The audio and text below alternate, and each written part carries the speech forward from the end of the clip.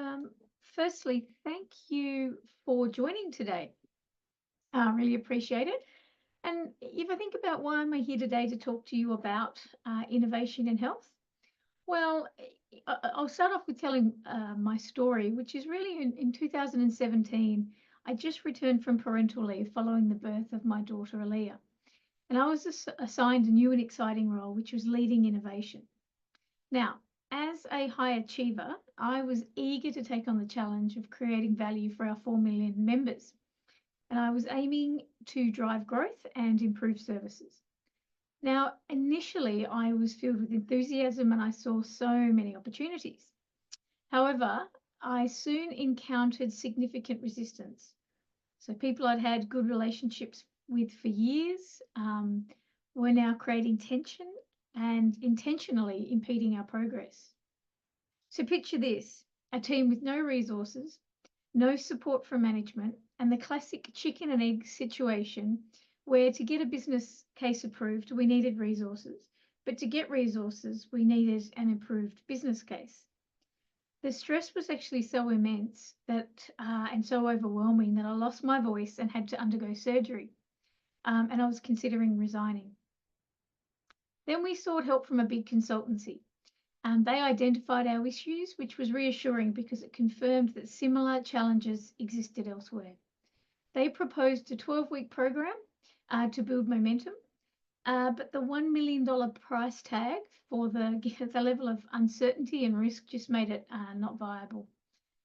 But instead of giving up, I dug in with a lot of research on best practice, a fair bit of grit and determination, and I managed to develop an innovative product to get it to and bring it to life with a minimum viable product, MVP. I established an enterprise innovation practice, which successfully launched 14 initiatives. I'm so deeply passionate about health, and I believe that care deserves more attention and innovation. And since then, I've helped many organisations, large and small, to innovate and transform, proving that significant change in healthcare is not just necessary, but also achievable. Innovation in healthcare can and should be achieved, and whether you're at the beginning of your journey or you want some improvements, you're in the right place today. So just a little bit about me. I am the CEO and founder of Healthcare Innovated. We help organisations develop innovation practice and drive growth. I spent 14 years at Medibank as a senior executive in strategy and innovation, where we innovated new models of care. We ran large and small.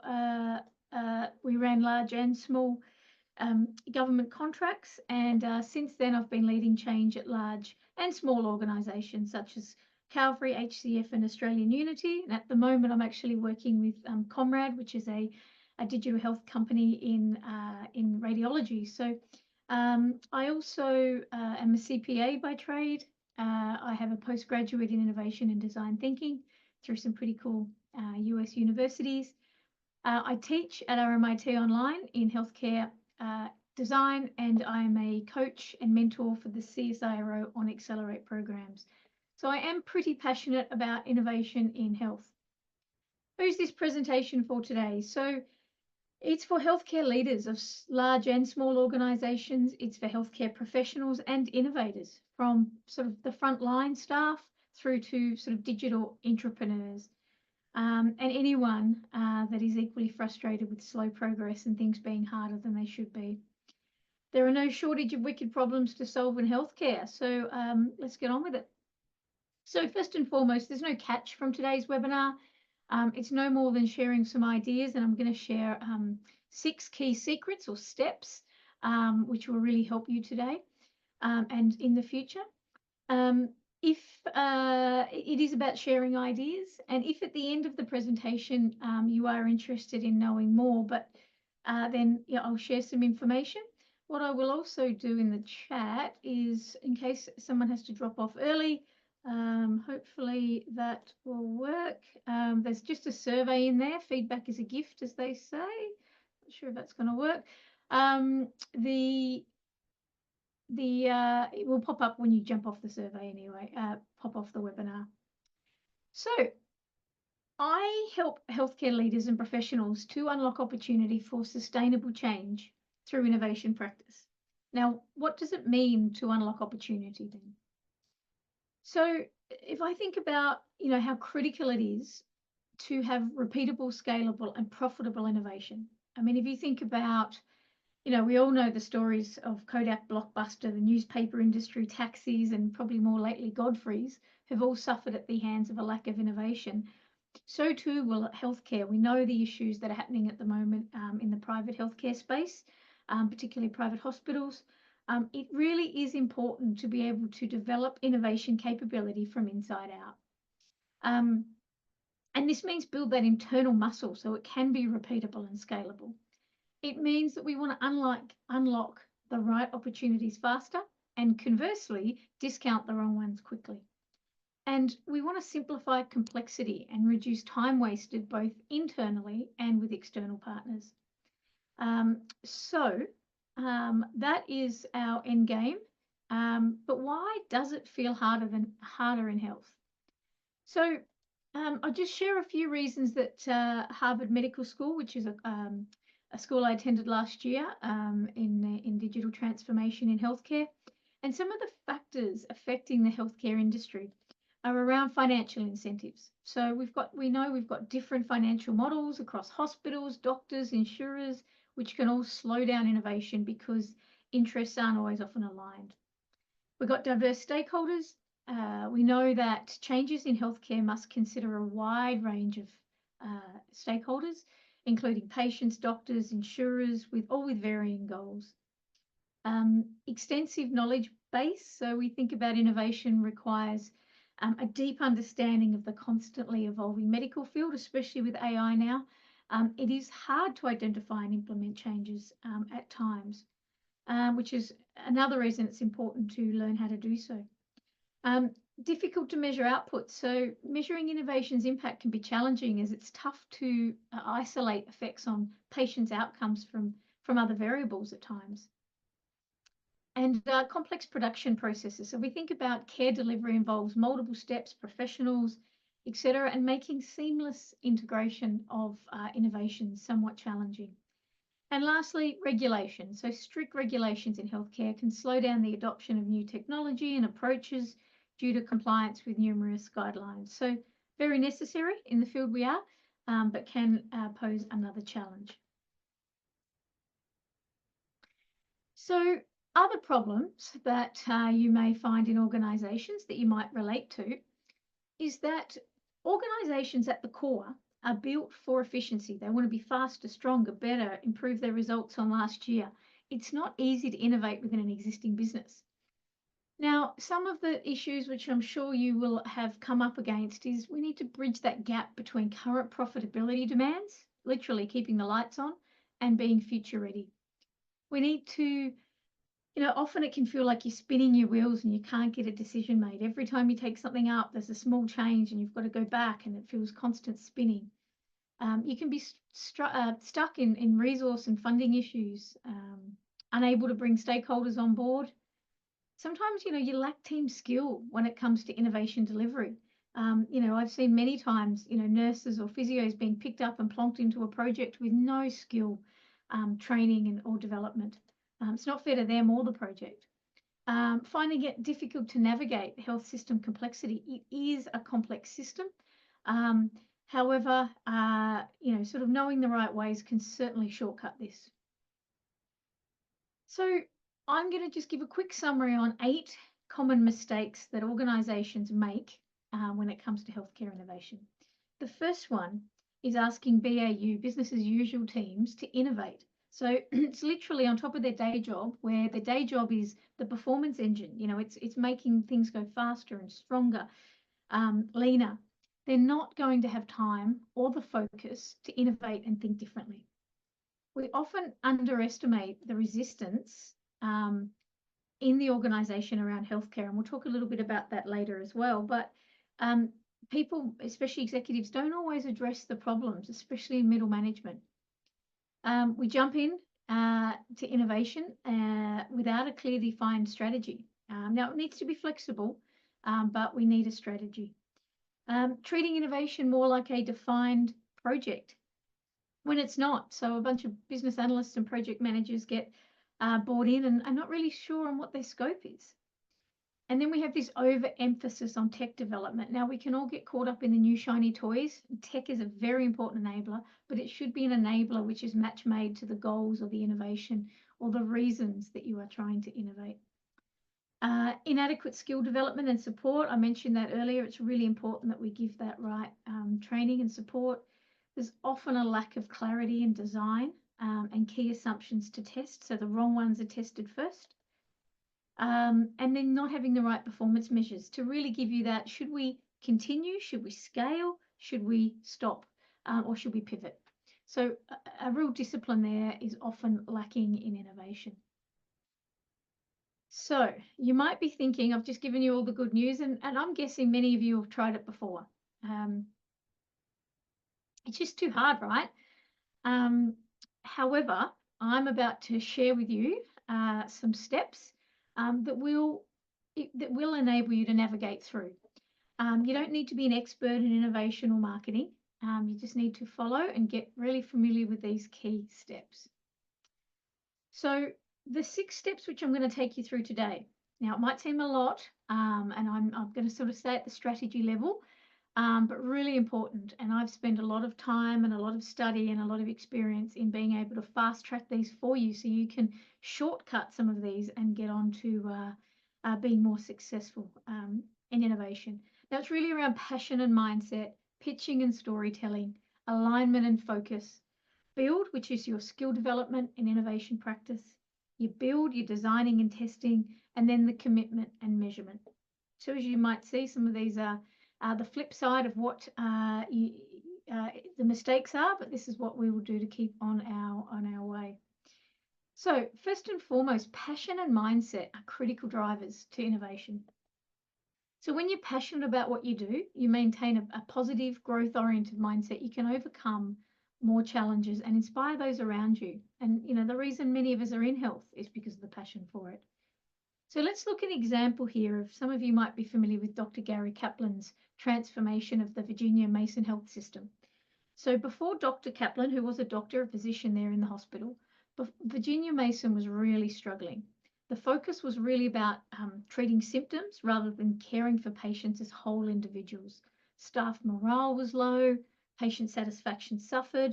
It was really in bad shape.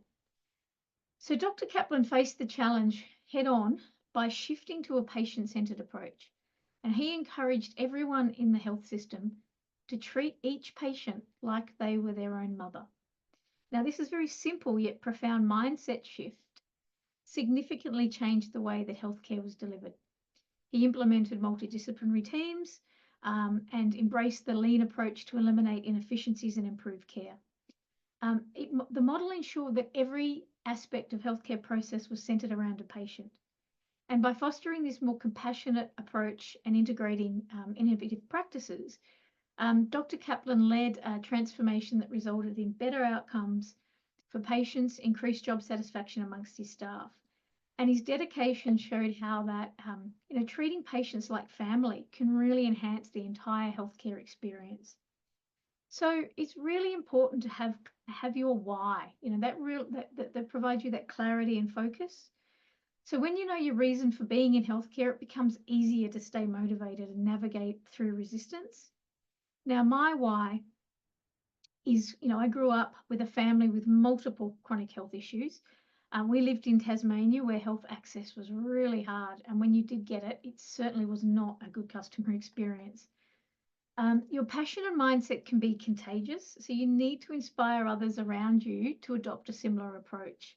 And then this collective effort can really make it easier to push for changes in what can be a resistant system. And a growth mindset really encourages that creative problem solving. So, your why can provide that motivation to continuously strive for better outcomes. Number 2 is pitching and storytelling. Now, that can make or break your ability to persuade and connect with your audience. Now, I've struggled considerably in the past to try and get my points across succinctly, but now I teach in pitching from startups to surgeons, as it's critical to connect and simplify your key messages and integrate compelling stories with your pitch to keep your audience engaged and make your points unforgettable. People will forget facts, they often don't forget stories. Now, I remembered a number of years back, I presented at a World Disrupt Forum. And I recall I had the challenging task of following a speaker from Facebook amidst many great speakers who showcased some pretty impressive innovations. Now, I started my keynote with a personal story about my sister's battle with breast cancer and highlighted her struggles to navigate the healthcare system. The story sort of set the stage to emphasize the need for better ways to support others in similar situations. And I emphasize that the most critical elements of innovation are cultural rather than technology driven. The feedback was overwhelmingly positive, with attendees resonating far more with the cultural aspects of innovation and the personal story than with some of the fancy tech presentation. So any opportunity to tell your story, you should practice it, build in personal anecdotes, practice it again, and focus on simplification and so everyone can understand it. The importance of the pitch, you may hear the term Gaddy pitch, was literally a 30-second pitch, which talks to you about, how to tell the problem and communicate that, and then how your solution solves the problem so everyone can understand it.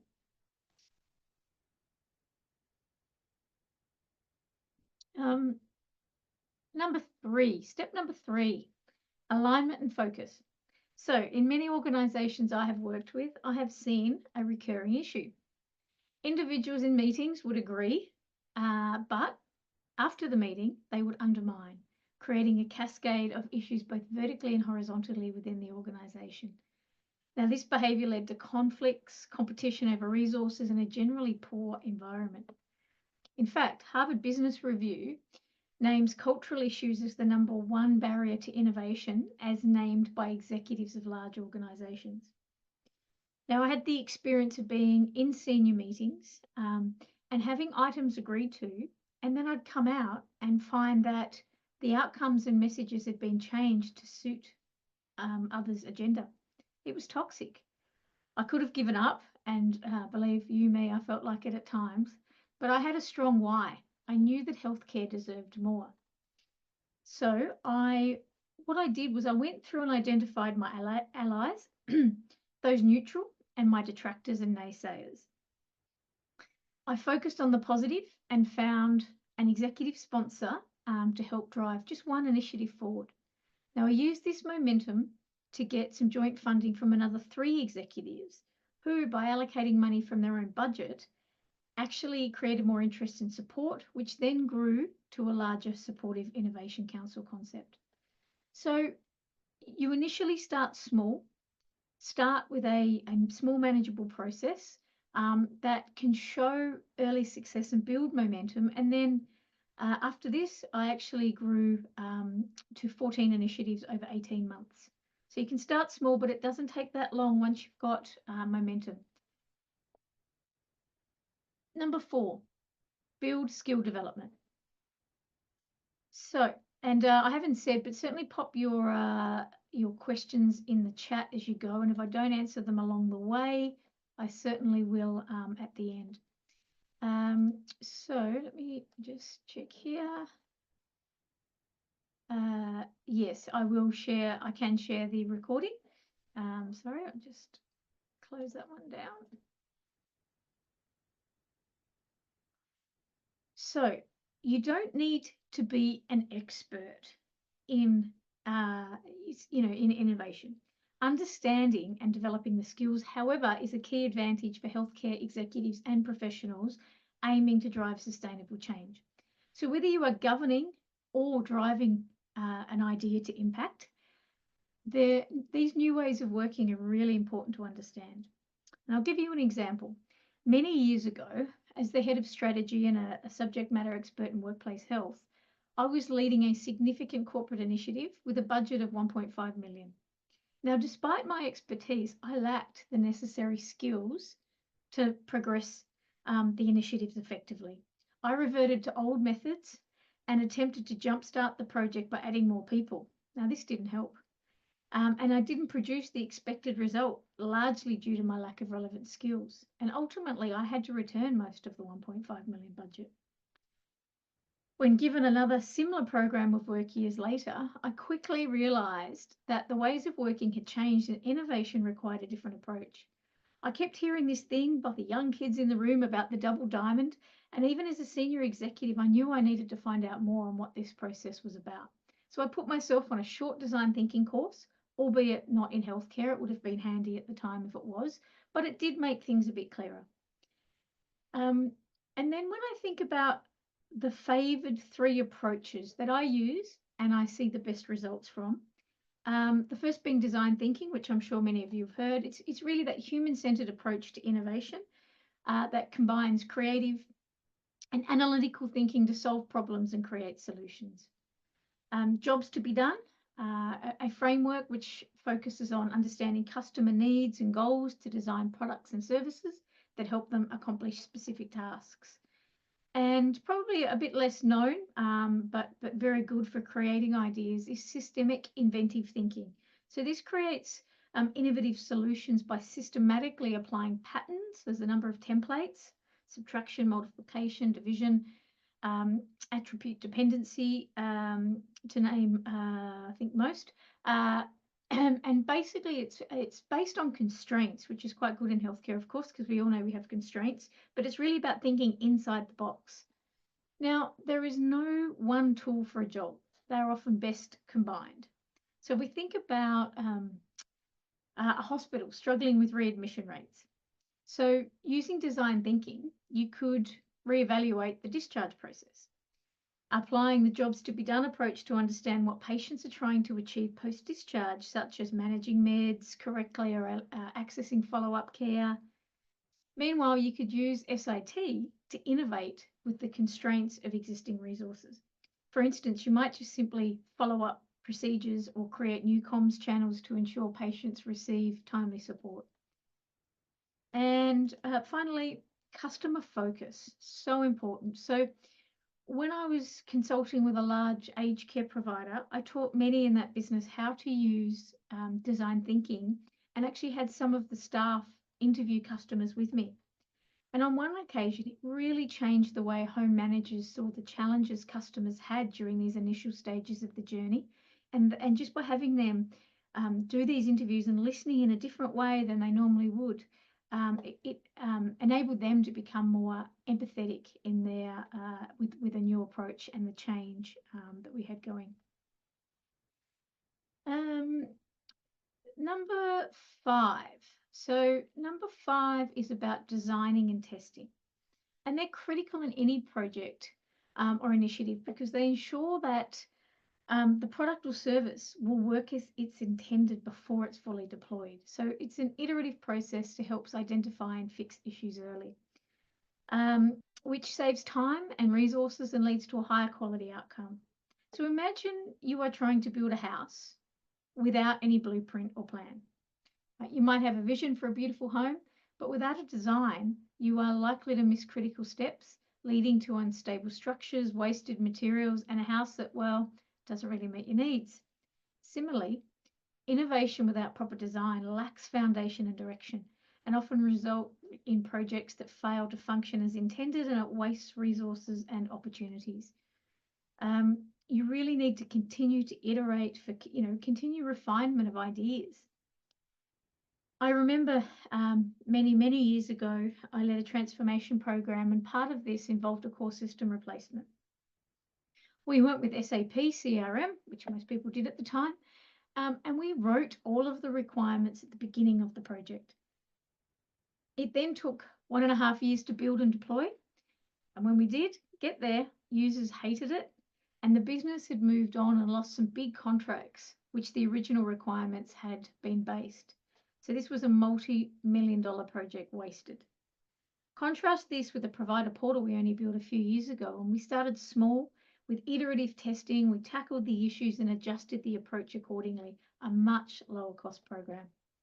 Similarly, a home health provider who I designed an operating model for tested this via field experiment where staff in the branches actually take on different roles and the learnings are captured and iterated prior to full-scale deployment. Now, we know in industrial relations, it's really hard once you make all of these permanent changes. So we were able to trial some things and see how do these activities and goals and roles really work together to achieve the best for employees, customers, and the organisation. And then your North Star. So take a systems view. People often can fall foul to boiling the ocean with one of their ideas. It is important to start with that North Star. What do you think your future wants to look like in the longer term? But then work it back, start small and iterate. And number 6, so commitment and measurement. So innovation is a long-term game, and that it requires different approaches than your usual BAU activities. It requires a portfolio approach to measuring success and losses, and it demands a disciplined decision-making on whether to continue, scale, pivot, or stop. Now, I have seen many pet projects rot on the vine due to lack of good performance measures before launch. You need to understand the performance measures for the innovation is critical measures, and they are different. They're measures such as adoption, validation, and experimentation outcomes that must be planned and measured. So although it shouldn't be measured in the same way as BAU because it won't get the hockey style type return, it should still be measured. Now, I've been in quarterly planning sessions and have witnessed innovation concepts be put against more certain projects, just to constantly be deprioritized. Innovation must have its own forum and resource allocation. However, as I said, it must be a disciplined approach for decision making, and think in a hypothesis-driven structure. We expect that, and if this does not happen, we will in X amount of time. So it doesn't need to be complicated, but it needs to be measured ahead of time. In our Innovation Council, we had a HoloLens, a Microsoft HoloLens, which is the kind of the headset that people can use and connect to clinicians in a different location. We used it with rehab in the home. We tested it with 5 customers and providers, and they just didn't see value in it. So we therefore stopped it quickly. But keeping the information is really important for learnings. In too many organizations, when people change, everything changes. And this often leads to lost progress from a portfolio approach. So for example, some consultants from a corporate innovation group I know worked up some figures which showed that in order to achieve the same level of growth, which a company might get from M&A, this is possible where the investment is considerably less each year and has a better ROI, but this is return on investment, but this is over 5 to 7 years. So you've got to hang in, and also without the integration headaches, but you've got to hang in for the longer term. So key is to fall in love with the opportunity over the idea and move through a disciplined portfolio approach to investment. So I'm just checking chat here.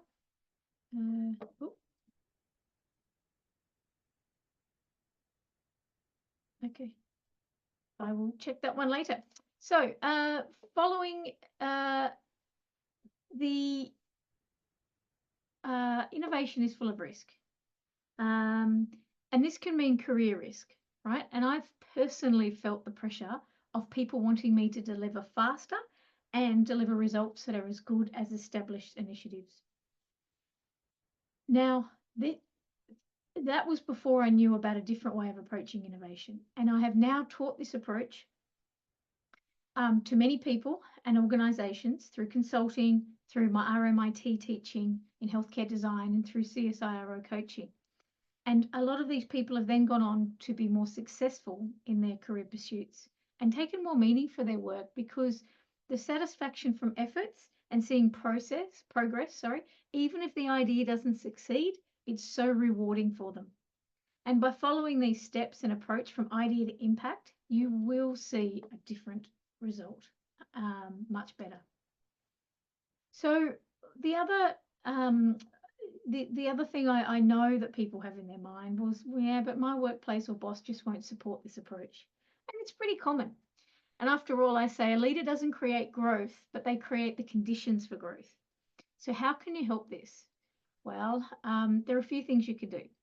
First, commonly cited is lack of resources. However, there are ways of being creative and using what you have available.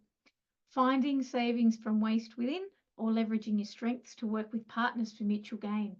And this is what I did in a Find Quote Book Pay project to get the concept off the ground when I had no money or resources. I literally scrounged around and I used credits that we had with the service design company. I found a partner who had integrations already established and worked out that they could use our brand to help connect other customers but enable free services for us. So this drove some momentum, got investment for the MVP, and subsequently started the Innovation Council, which got another 14 initiatives through in 18 months. So opportunity can be created with the right tools and support around you. So I hope that has given you some value and you can leave today knowing more about the secrets to innovation success. However, before you go, I would like to switch gears a little and tell you how you can learn a little more to progress your innovation journey in healthcare. I hope we're okay to do that. We're not seeing anybody jump off. I think that might mean that we're okay to continue. Okay. So the first off, I'm all about delivering value to help people progress.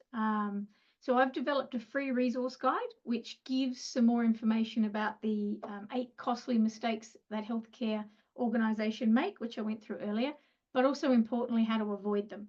So there's no catch here. All you need to do is just email me at that email address and I'll send you a copy straight back. And I'm sure you're going to get some value out of that. And we'll also come back to questions, by the way. We'll have time left for that. And then quite excitingly, well, I'm quite excited about it, and I hope other people will be too. Today we went through the 6 steps quickly, right? And sadly, there's no time for all of the content and development that can take you all the way in your idea to impact journey. However, the good news is that we are developing a course which will take concepts that you've learned today and go deeper. We will move beyond the strategy and get into the tactics of how to succeed. Now, it'll be an online course with some opportunity for some in-person workshops. These will be very affordable because I am really passionate about getting the message out and helping people through what I have learned and spent years iterating so you can fast track for your success. So please email us with your interest to secure a pre-release discount on the course. So there's no obligation. You just get the discount and the opportunity to be an early adopter in sustainable change in healthcare. So I hope there's some good interest there. And then lastly, these are my details. And if you would like to have a discussion about your current state innovation capability and how to progress, go through to my website and you'll see a little blue box and you can make a 30-minute consult with me. Okay, so please do that. Again, no obligation, but I know that I can add value to you and your organization. So I'm going to jump onto questions in a moment, but a big thank you for listening today. And I hope that we've given you some value and some tools to take away and use immediately. I always want to leave my customers with that aha moment to seeing a better future. And do complete the survey. It helps me continue to iterate on what I deliver to keep adding value. So with that, I am now going to jump into the chat and see what I've got in here for questions. Okay. Yes, legal, good call, Liz, particularly procurement. How can we work better? Innovation feels like it sometimes needs a whole organization culture shift. It certainly does, but it is possible.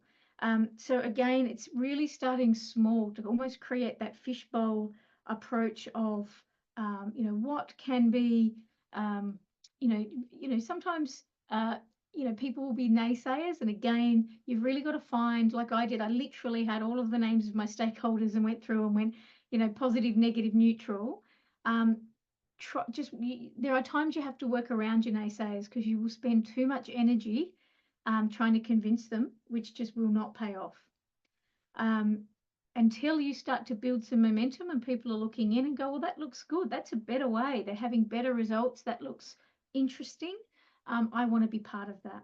And before too long, as I said, we moved from, really struggling to get one up to 14 within 18 months. And everybody then wanted to be involved. I had to start turning people away. The lawyers and the procurement people and others wanted to actually come and be part of the Innovation Council. But we can't have everybody. But again, we found other ways to engage staff through hackathons and allowing everybody to have, an idea pitched to the Innovation Council. And in fact, the lawyers were one of the ones that came up with an innovation piece around using AI to manage, I think it was the document approval forms, the DAFs, in a more streamlined way. So it's getting them involved, getting them engaged, and little pieces where you can. So I hope that gives some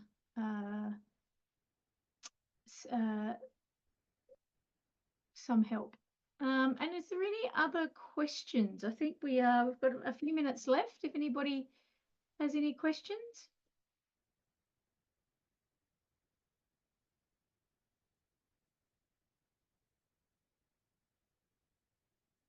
Well, okay. Well, if not, I will add this. Please do email me if you're interested in both. Again, this is a one-off for the discount for the course that's about to come up that will really help you progress, and also really focus you on the free gift, which is the eight common mistakes and how to avoid them.